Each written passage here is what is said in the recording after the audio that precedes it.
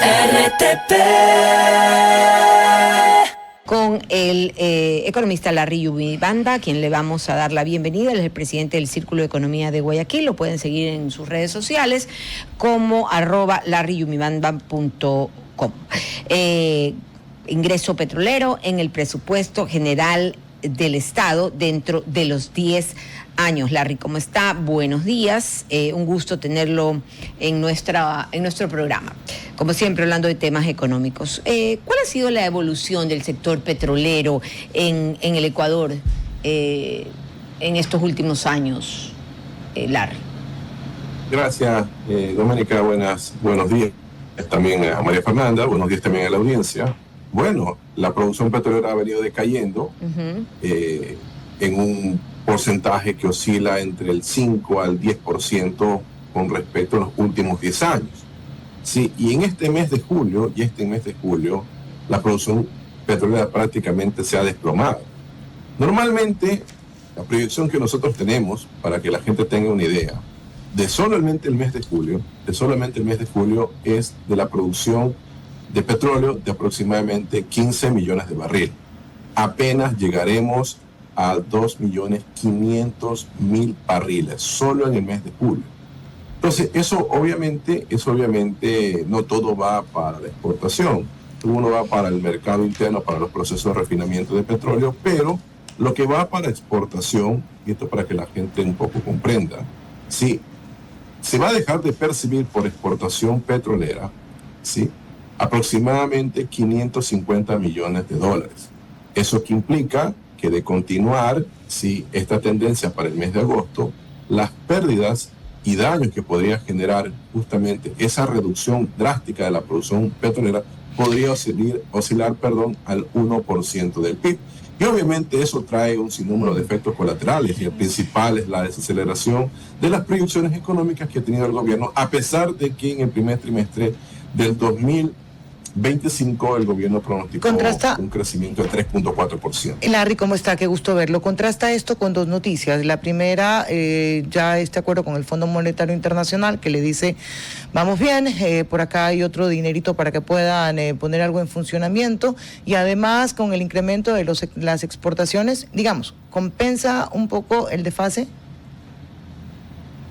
A ver, en cuanto a los recursos del Fondo Monetario Internacional, cubrirán en parte el problema del déficit fiscal. Se necesitan 13.000 millones de financiamiento este año. Sí, lo que han entregado del FMI es una parte, todavía falta por conseguir para que la economía funcione con relación a las perspectivas de crecimiento del gobierno, ¿no?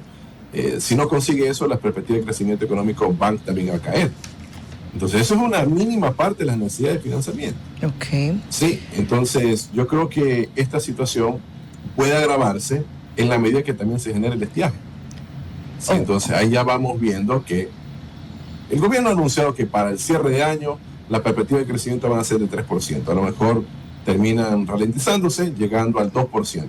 Eso va a depender mucho de las evaluaciones. Primero, del semiapagón petrolero, aunque la vocera ha dicho que no van a reanudar el bombeo y el traslado a través de los oleoductos a partir del 23 de julio el 1 y a partir del 27 de julio el otro. Sí, pero así lo anunció también hace varios días y no se cumplió las primeras. Claro, pero ahí argumentaba que era un problema climático lo que impedía hacer todo el trabajo que se había comprometido, y estaba un poco difícil por ahí la situación.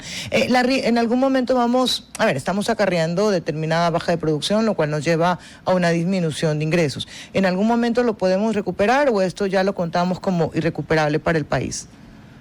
Bueno, se puede recuperar en la medida que suba el precio de barril de petróleo. ¿No por producción?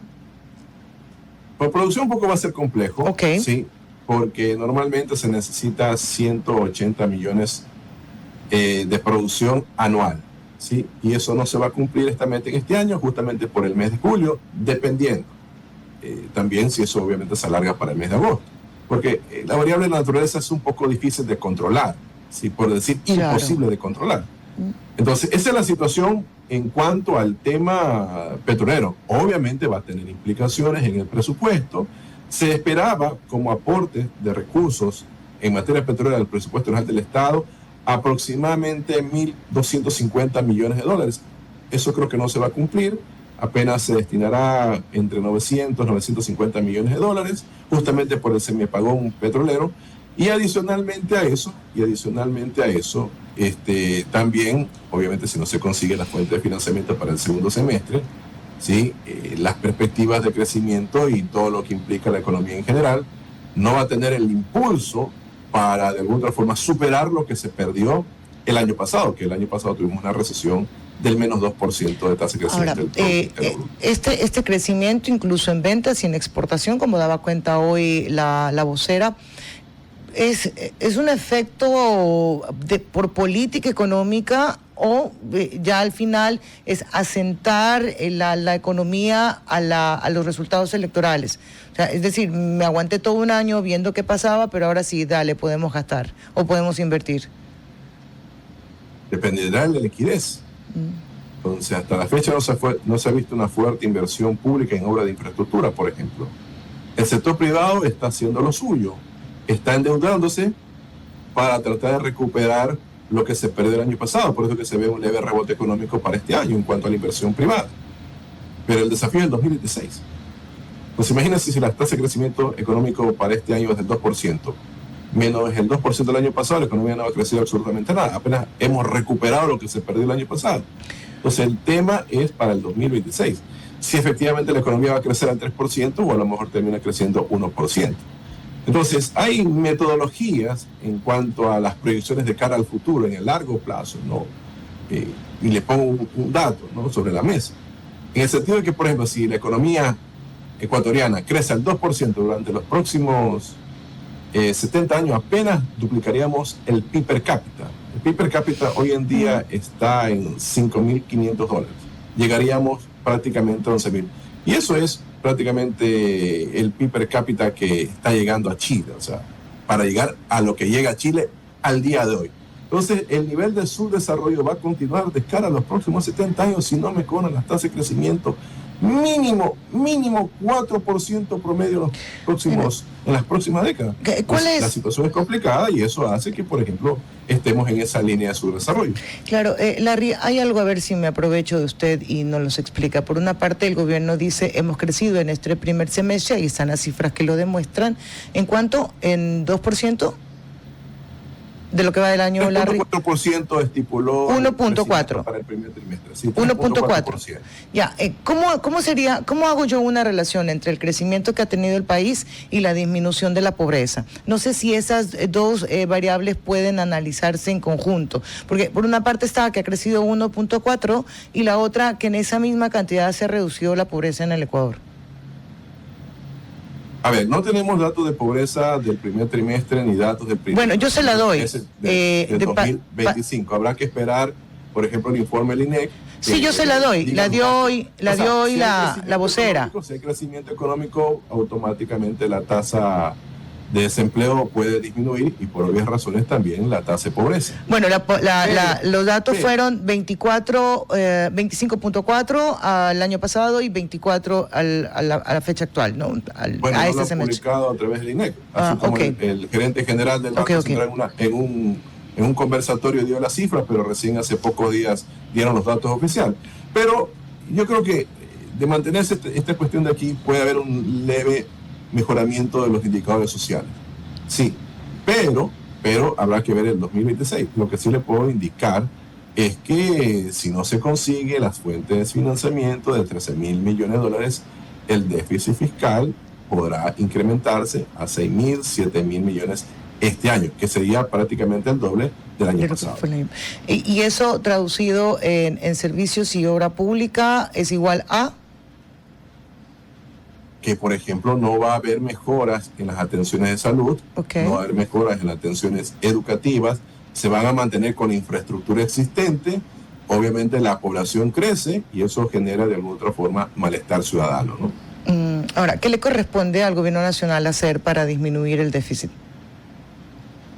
Aumentar los ingresos. Ya sí, perfecto. Usted no me dé una respuesta así. Pero ¿cómo fue, Larry? Hay que puede hacer el gobierno para aumentar los ingresos. Pero ¿cuál es? El tema es cobrar los 2.000 millones de dólares que... Yo también que le pregunto mal. Los grandes contribuyentes, primero. Segundo, ampliar la base de contribuyentes hasta alguna vez de facturación, una obligación de la facturación electrónica para todos. ¿Ya? Y tercero, yo creo que va por el tema del crecimiento. Entonces, los recursos que se tengan para financiamiento, porque eso es un tema que tampoco ha hablado el gobierno nacional, de los 600 millones de dólares que va a recibir, sí, este año, siquiera el 60% va para pagar la deuda. Okay. Sí, apenas quedará el 40% para temas internos y de seguro va a ser para pago a proveedores y una mínima parte para obra pública. Entonces, así no vamos a lograr levantar cabeza. Entonces, por más que las cifras para este primer trimestre han sido favorables, sí, es favorable, pero hay que esperar al cierre de este año y hay que esperar el 2026, porque lastimosamente el año pasado tuvimos una caída fuerte. Larry, un abrazo. Gracias por estar con nosotros este día. Buen inicio de semana. Un abrazo, saludos a todos. RTP